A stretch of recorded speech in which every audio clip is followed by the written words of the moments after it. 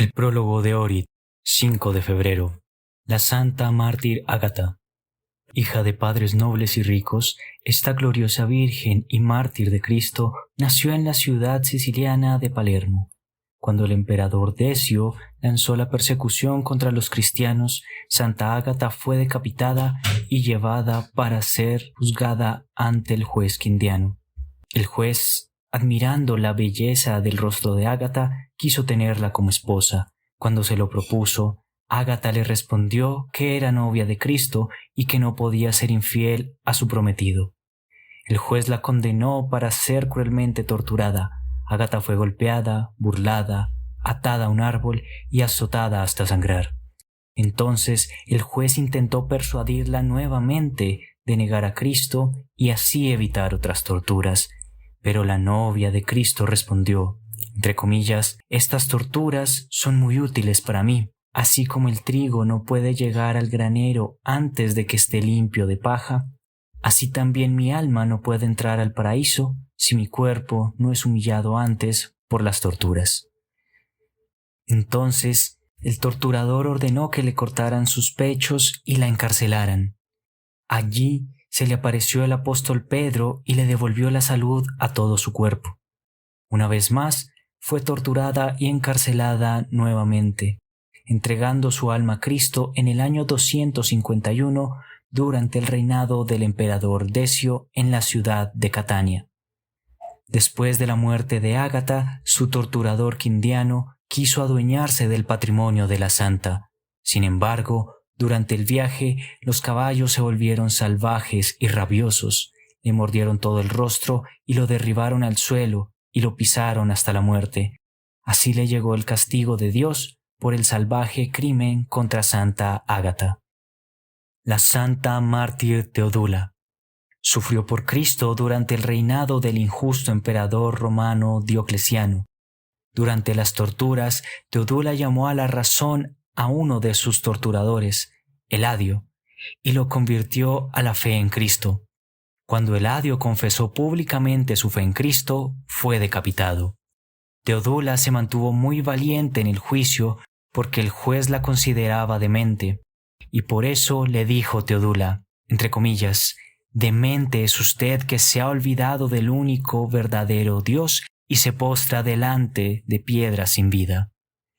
El juez mandó a que fuera cruelmente torturada, lo que Teodula soportó con mucho heroísmo, y por su valentía sorprendió a mucha gente y los convirtió a Cristo. Entre ellos estaban dos nobles ciudadanos, Macarios y Evgario. Junto a ellos y a muchos otros, Teodula fue echada en un horno incandescente, donde todos honorablemente murieron y se hicieron dignos del reino de Cristo. San Poliefto, patriarca de Constantinopla. Debido a su gran inteligencia, celo por la fe y elocuencia, fue llamado, entre comillas, Segundo Crisóstomo. En tiempos del patriarca Poliefto y del emperador Constantino Porfirogénito, llegó a Constantinopla la princesa rusa Olga y fue bautizada allí en el año 957 después de Cristo. El patriarca la bautizó y el emperador fue su padrino. Proféticamente le dijo San Poliefto, entre comillas, «Bendita eres tú entre las mujeres rusas, porque has amado la luz y desechado la oscuridad. Te bendecirán los hijos rusos hasta la última generación». De simple monje, él fue elegido patriarca en el año 946 después de Cristo y se mantuvo en el trono patriarcal hasta su muerte en el año 970 después de Cristo. Reflexión. Los monjes le preguntaron al gran abad Isirión, «¿Qué hemos hecho?» «Hemos cumplido los mandamientos del Señor», respondió Isirión. «¿Y qué harán aquellos que van a venir después de nosotros?», replicaron, y él les respondió, «Aquellos harán lo que hacemos nosotros, pero nada más que la mitad». «¿Y aquellos después de ellos?», lo interrogaron, y él contestó, «Antes del final de los tiempos no mantendrán la regla monástica, pero caerán sobre ellos tantas tentaciones y desgracias que, por su paciencia en medio de ellos, mostrarán que son mejores que nosotros y que nuestros padres en el reino de Dios. Contemplación. Contemplar al Señor Jesucristo como el único y verdadero iluminador. Primero, como iluminador de cada hombre. Segundo, como iluminador por consiguiente de la sociedad y de toda la humanidad. Tercero, como iluminador que ilumina con la luz eterna la mente, el corazón y la voluntad del hombre. Sermón sobre la muerte como sueño. Entre comillas, nuestro amigo Lázaro duerme, mas voy para despertarlo. Juan capítulo 11, versículo 11. El dueño de la vida llama a la muerte como sueño. He aquí tanto consuelo inexpresable que es para nosotros. Cuán dulce noticia para el mundo. La muerte física, pues, no significa destrucción del hombre, sino que es solo un sueño, del cual él solo puede hacer despertar, aquel que dio vida al primer polvo con su palabra. Y cuando el Señor exclamó, Lázaro, Juan capítulo 11, versículo 43, el hombre se despertó y resucitó. El Señor sabe el nombre de cada uno de nosotros. Si Adán sabía los nombres de cada criatura de Dios, cuánto más el Señor sabe el nombre de cada uno de nosotros. No solamente lo sabe, sino que Él nos llama por nuestro nombre. Oh dulce y vivificadora voz del único que ama a la humanidad.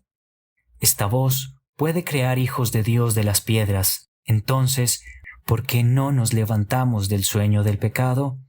Se habla que un hombre levantó una piedra para matar a su hermano, pero en aquel momento parece que oía la voz de su madre que lo llamaba por su nombre.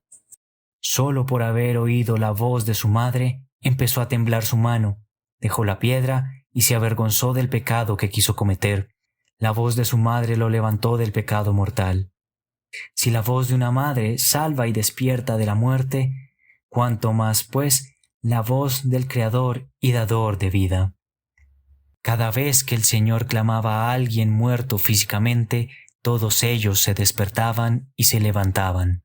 Sin embargo, cuando el Señor clamaba a aquellos que estaban muertos espiritualmente, no se despertaban ni se levantaban, porque para este despertar, para esta resurrección, se necesita la conformidad de la voluntad del muerto. Entre comillas, Judas, ¿con un beso me entregas? Lucas capítulo 23, versículo 48. Exclamó la voz vivificadora. Pero el hombre muerto, Judas, quedó muerto, y el pecador no se despertó. Entre comillas, Saulo, Saulo, ¿por qué me persigues? Hechos capítulo 9, versículo 4.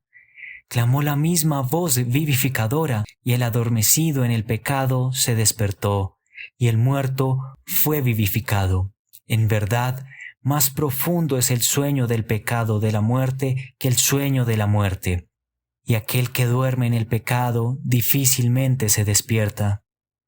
Oh Señor bondadoso, despiértanos del sueño del pecado. Despiértanos, Señor. A ti se debe la gloria y el agradecimiento por los siglos de los siglos. Amén.